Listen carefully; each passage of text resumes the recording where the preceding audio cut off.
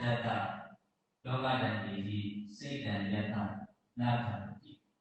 အာဘောကဝိရဇံခိမံယေတံယေကဘုဒ္ဓတာဒီလိုအမျိုးမျိုးကြတော့ဒါလေးရတယ်နဲ့ယူလိုက်တဲ့အလေးပဲတိဖို့လိုတယ်။လွယ်တဲ့အပြင်ပြီးလိုက်ပြီဆိုရင်ကိုယ်စိတ်ကိုအကြီးကြီးမားမားထိန်းသိမ်းနိုင်ဖို့အတွက်တတိပေးရတယ်ပေါ့ဗျာ။ဉာဏ်နဲ့ရဲ့စိတ်ဟာအကောင်းဆုံးလောကဓာတ်မျိုးမျိုးနဲ့တွေ့လာတဲ့အခါမှာဘာဆိုရင်မှမရှိဘူး။အဲ့ဒီအတွေ့အကြုံတွေကြောင့်ကိုယ့်ရဲ့စိတ်မှာဒါလောကဓာတ်အမြင့်အချင်းမှတင်သွားတာမရှိဘူး။ဘာပြီးဘာရှာမှဖြစ်သွားတယ်ရှိ။နာကံတိလို့ဘူးအာဘောကဆိုရင်မရှိဘူးဝိရဇံကိလေသာမြင်ကြရတယ်ရှိဘူးခေမံဘာပြီးအနေမှာဖြစ်နေတယ်ရှိအဲ့ဒါအင်္ဂါတရားတွေအမြင့်ဆုံးတယ်ပါဘုရားကုသိုလ်တွေမှာအဲ့ဒီနေရာအကြည့်ဝါဘုရားနဲ့ဘုရားကိုတိုင်းတာလေးနဲ့ကိုထွာလေးနဲ့ကိုရအောင်မရဘူးလားရတယ်အကြီးကျယ်ထုတ်ခတ်သွားတာမျိုးမရှိစေရဘူးအောင်ရဆိုရင်အမျိုးမျိုးတော့အကြီးကျယ်ထုတ်ခတ်သွားတာရှိတယ်ဘုန်းကြီးတို့အခက်တွေကောင်းဆိုအကြီးကြီးပဲဘုန်းတော်အကြီးအကောင်းဆိုအလက်စားဆိုရင်ဘုန်းတော်ကအလက်စားအကောင်းဆိုအသေးသေးလေးဆိုရင်ဘုန်းတော်ကလည်းအသေးလေးနိုင်ဟုတ်တယ်မဟုတ်လားအခါလေးလူတော်ဆိုးတွေရောဆိုတော့အကောင်းဆိုတာတွေ့တာအသေးသေးဒီမှာလုပ်ခွင့်နေတာအကြီးကြီးဖြစ်တချို့ဆိုလို့ရှိရင်ဒီအကောင်းဆုံးသေးသေးလေးကိုလောကဓာတ်ကိုမတွေးကြည့်ပဲနဲ့အဲ့ဒီအသေးသေးမှာပဲဈာဆုံးကြဆုံးနေရတာဆိုရင်ဒါလောကဓာတ်အကြီးကြီးမတိုးလို့နိုင်အောင်ခုနေ့စဉ်ကိုရေကိုလိုချတဲ့ကိစ္စလိုချမဲ့လုပ်နေရတာလိုချမဲ့လုပ်နေရတာပဲပုံတော့ပါအကြီးကြီးရဲ့ပုံမှာလုပ်နေနေတာအသေးလေးပုံမှာလုပ်နေတယ်အသေးလေးပါ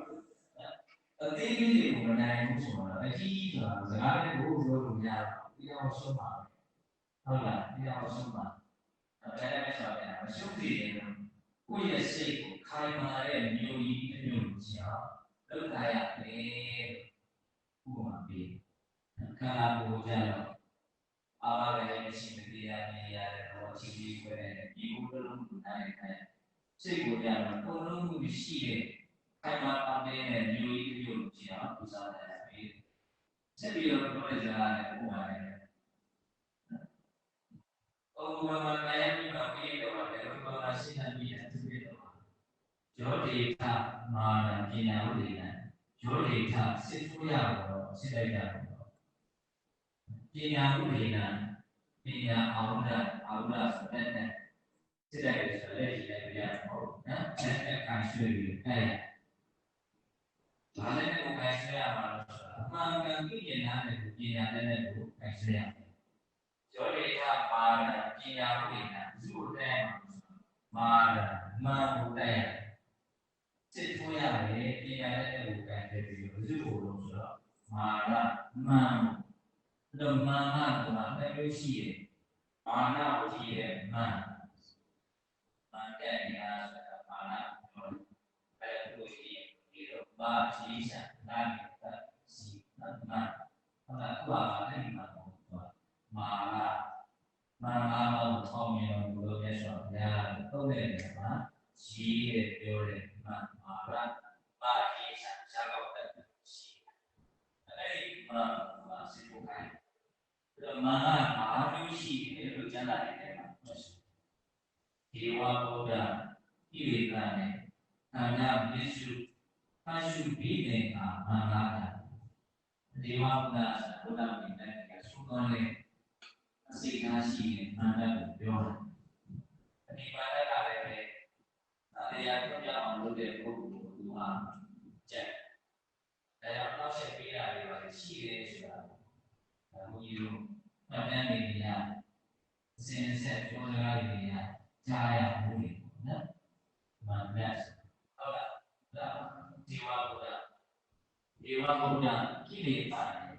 ဘောဘာကဘောမာနမာနဆိုတဲ့စကားလုံးရဲ့မူရင်းတိုင်းရဲ့အဓိပ္ပာယ်သိနေလို့သိနေတာအဲ့ဒါနဲ့ဆက်ပြီးတော့ပြောမှပို့ပြီးတော့ရှင်းမှာဒါပြီးတော့ပြောတာဒေဝဗုဒ္ဓဣ ကိလေသာနဲ့ခန္ဓာဒီခန္ဓာဒုက္ခအနတ္တဒီခန္ဓာလည်းမှန်ဘုရားကလည်းဇုမတ်တဲ့ဘုရားတာဘာလဲဥဒိမေနဲ့အပ်တယ်ဥဒိမေနဲ့တတ်တဲ့နေသာဥဒိမေနဲ့ပြေနေတယ်သူကဒေဝဘုရားကိလေသာနဲ့ခန္ဓာမျက်စုဒီမရဏသဘောသိဆုံးသွားတဲ့ဘောပါတယ်ဘာလဲတော့တိုင်းရိုက်ဖြစ်လိုက်တာကိုပြောလာတဲ့ဘောလို့ဆိုလိုက်ပါတယ်ဒေဝဘုရားကိလေသာနဲ့ခန္ဓာမျက်စုပတ်ရှုပြီးနေတာပတ်ရှုဆိုတာကကာယကာယဖြစ်တာပဲဘိသင်္ခါရဘိသင်္ခါရဘောအအောင်ဆုံးမျိုးမျိုးကိုဖြစ်ပေါ်စေတဲ့ကုသိုလ်ကဆောတော်ပြောလိုက်တဲ့စေတနာအောင်ဆောင်တဲ့စေတသိက်အားစေသင်္ခါရခန္ဓာဆိုတော့ပြောရရှိတယ်ဟုတ်လားဘိသင်္ခါရဆိုတာကုသိုလ်ကအကုသိုလ်ကဘောအအောင်ဘောဆိုဖြစ်စေတဲ့အကြောင်းတရားဘာလို့ဒီလိုမှန်လို့ပြောတာလဲဆိုတော့ဒီကြောင့်ကိလေသာကိုဘာကြောင့်မှန်လို့ပြောနေကိလေသာအသေးနဲ့ဘာလို့သေသေးတဲ့ဘဝကိုအနေလို့ဘဝရှိပြီးဆိုရင်တရားနဲ့အဲကြောင့်ဘဝကိုကလည်းသေနေတယ်ဘဝကိုဖြစ်စေတဲ့ကိလေသာလည်းသေနေသေနေတဲ့သေတရားလည်းသေနေတူပါဟုတ်လားအကုသိုလ်တရားကုသိုလ်တရားတွေလည်းအောက်တော်ဘဝသုသောဘဝကိုပို့တဲ့ဖြစ်စေတယ်အောက်ဒီဖြစ်စေရှုပ်ဒီဖြစ်စေဘဝရှိနေတာတော့တရားပါ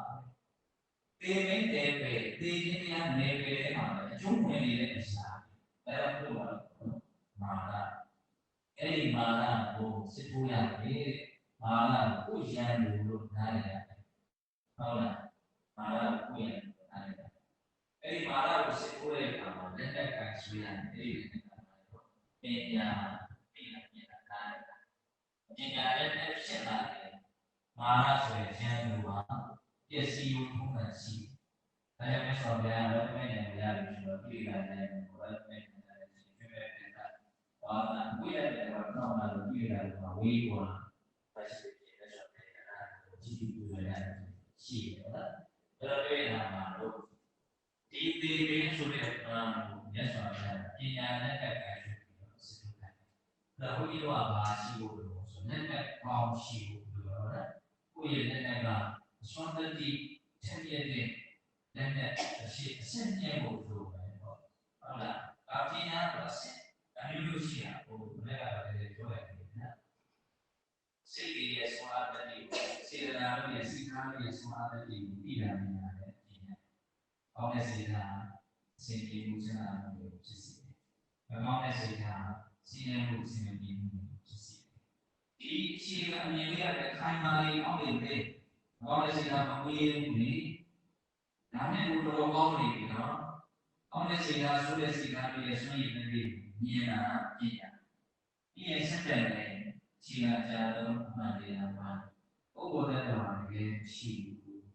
ဘာဝတရားတွေဖြစ်နေတာဘူးပြီးတော့ရှင်းတဲ့ရှင်းတဲ့တဲ့မြင်တော့လုံးအဲ့ဒါတော့ပြည့်တာဘုရားကဆွဲရမယ်တဲ့ဆိုတာပြည့်ရမှာတော့